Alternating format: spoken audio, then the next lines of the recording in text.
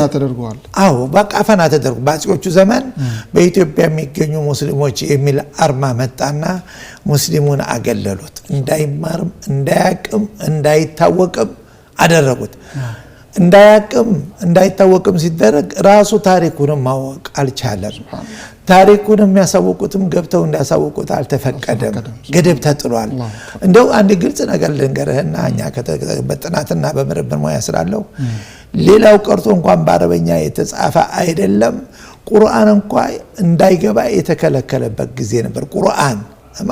ማለት የኢትዮጵያ ሙስሊም ህብረተሰብ ታሪኩን እንዳያቅ ተርቦት ተገድቦበት ከላ ተጥሎበት ነበር ወደ ውጭ እንኳን ሄደ ስትማር ያገኘውን የትምህርት ሰርቲፊኬት ወሙቅና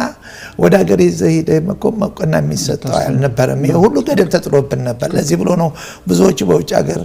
እንደወጡ የቀሩት እኛ ገጠር ልጆች ማለት ነው ስለዚህ ይሄ ነው የኛ አንዱ የጨለማ ታሪካችን ምን ነው ባጽዮቹ ዘመን እኩልነት ተነፍገናል ኢትዮጵያዊነታችን ተክዷል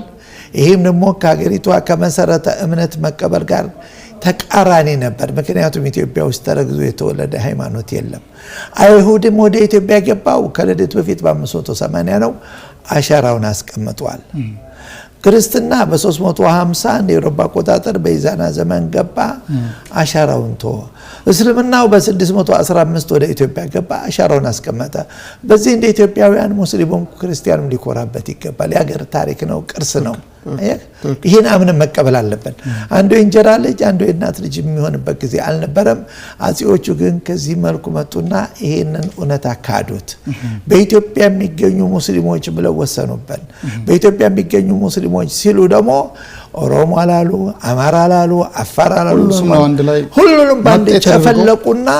ወደ የተገለሉት በቃ በኢትዮጵያ የሚገኙ ሙስሊሞች ያኒ ከሌላ ቦታ እንደመጡ በብሔርነት አይደለም በእምነት ደረጃ ነው መለኪያ ያደረጉት ስለዚህ ሁላችንም የዚህ ገፈት ቀማሽ ነበር አይ ኦሮሞም ገፈት ቀማሽ ነበር አማራውም ሙስሊም በመሆኑ ብቻ ተገልሏል ይሄ ያለፈብን ታሪክ ምናልባት አላህ በጥበቡ እንደ የነብዩም ዱዓ ሰለላሁ ዐለይሂ ወሰለም ተጨምሮበት የገጠር ዑለማዎች እስልምናን ጠብቀው አቆዩት እንጂ እንደከተማው ጥቃትማ መኖሩም ያጠራጠር ነበር ማለት እንችላለን ግን በተቃራኒው ደግሞ ወደ ገጠሩ ስትገባ እውነትም እስልምናው በትክክል እንደወረደ ያገኘሁት እኔ ኢትዮጵያ ውስጥ ነው እንደወረደ ምክንያቱም የኢትዮጵያ ለቀኝ ገዢዎች የተበገረች አይደለችም ለመስቀል ጦርነት አልተገበለችም እዛስ ገጠር ውስጥ እስልምናው ጫካ ውስጥ ሆኖ የገጠር ዑለማዎች ጠብቀው ትልቅ መስዋዕትነት ከፍለው አቆይት እንግዲህ መረጃው በሌለበት የፖለቲካው ተጽዕኖ ባለበት ይሄን አቆይት